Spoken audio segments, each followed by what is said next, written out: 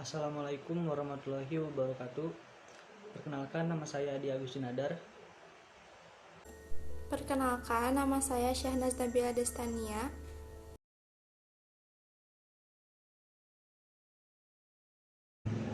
Jaringan.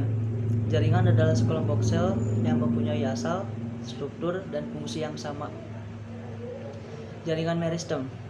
Jaringan meristem atau disebut juga dengan jaringan embrional adalah jaringan yang sel-selnya aktif membelah secara mitosis, sehingga tumbuhan mengalami pertambahan tinggi dan volume.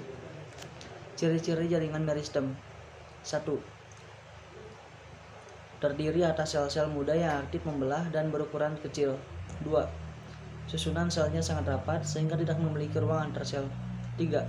Bentuk selnya bulat, lonjong, poligonal, kuboid, atau prismatik dengan sel yang tipis. 4. Sel-selnya memiliki banyak protoplasma yang memenuhi isi sel. 5. Sel-selnya memiliki satu atau dua inti sel yang berukuran besar. 6. Vakuola sel sangat kecil atau tidak ada sama sekali, dengan plastida yang belum matang atau berupa proplastida. 7. Sel-selnya belum mengalami diferensiasi atau spesialisasi dalam mendukung fungsi tertentu pada tumbuhan. 8. Beberapa berfungsi sebagai jaringan penyimpan makanan.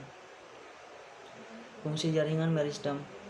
Berfungsi sebagai jaringan embrionik untuk membentuk sel-sel baru. Sel-sel baru ini nantinya akan berdiferensi menjadi jaringan lain. Keberadaan jaringan meristem sangat penting bagi pertumbuhan dan perkembangan tumbuhan. Hal ini dikarenakan jaringan meristem menjadi kunci terbentuknya jaringan dewasa melalui proses diferensiasi atau spesialisasi. C. Jenis-jenis jaringan meristem. Berdasarkan posisinya pada tumbuh-tumbuhan, meristem apikal adalah meristem yang terletak di ujung batang utama, ujung lakral, dan ujung akar. Pertumbuhannya menyebarkan pertambahan panjang atau tinggi pada tumbuhan, baik ke arah atas pada apikal batang maupun ke arah bawah pada apikal akar. Pertumbuhan ini disebut pertumbuhan primer. Teori yang berkaitan dengan aktivitas titik tumbuh, teori tunika corpus, dikemukakan oleh Schmidt. Titik tumbuh terdiri atas dua lapisan. Satu, tunika merupakan lapisan pinggir yang terdiri atas satu atau beberapa lapis sel yang berukuran relatif kecil, memiliki pembelahan ke arah lateral atau samping dan akan berdiferensiasi menjadi epidermis. 2. Korpus merupakan bagian pusat dari titik tumbuh yang terdiri atas sel-sel yang berukuran relatif besar, mengalami pembelahan ke segala arah dan akan membentuk seluruh jaringan selain epidermis. Teori histogen dikemukakan oleh Einstein. Menurut teori ini, titik tumbuh dibagi menjadi 3 lapisan. 1. Dermatogen merupakan lapisan luar yang akan berkembang menjadi epidermis. 2. Periblem merupakan lapisan tengah yang akan berkembang menjadi cortex. 3. Pleroma merupakan lapisan dalam yang akan berkembang menjadi stele atau silinder pusat. B. Meristem interkalas. Meristem interkalas adalah meristem yang terletak di antara jaringan dewasa atau jaringan yang sudah terdiferensiasi.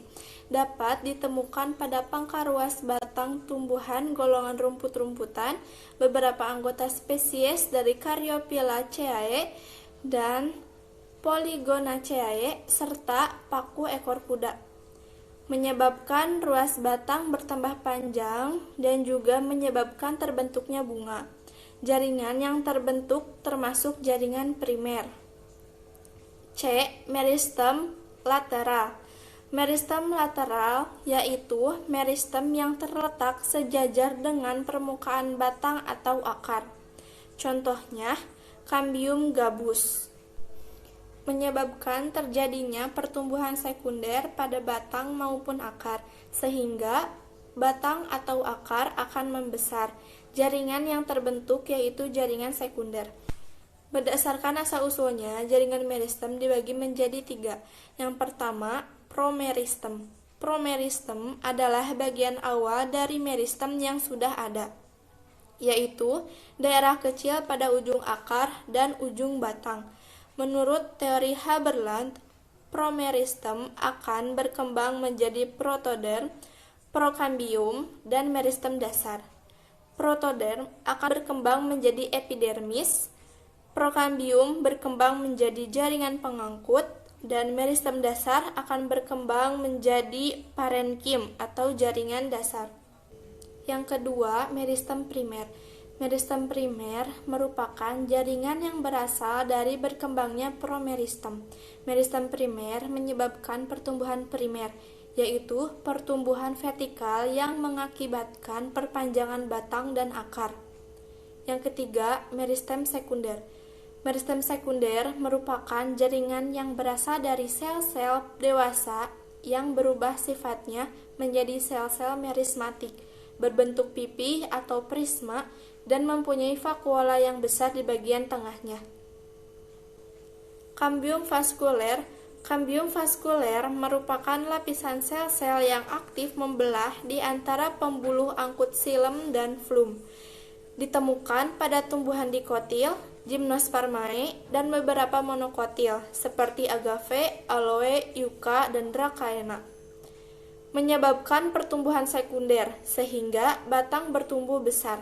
Aktivitas kambium vaskuler yaitu ke luar membentuk flum atau pembuluh tapis dan ke arah dalam membentuk xilem atau pembuluh kayu. Kambium gabus atau velogen. Kambium gabus merupakan jaringan kambium yang membentuk lapisan periderm atau pelindung, terletak di bawah epidermis batang dan akar yang sudah tua. Aktivitas kambium gabus yaitu keluar akan membentuk velum atau lapisan gabus dan ke dalam membentuk veloderm atau korteks sekunder. Velum umumnya sel mati dan veloderm umumnya sel hidup. Sekian yang dapat kami sampaikan mengenai jaringan meristem. Mohon maaf bila ada kesalahan dan terima kasih atas perhatiannya. Wassalamualaikum warahmatullahi wabarakatuh.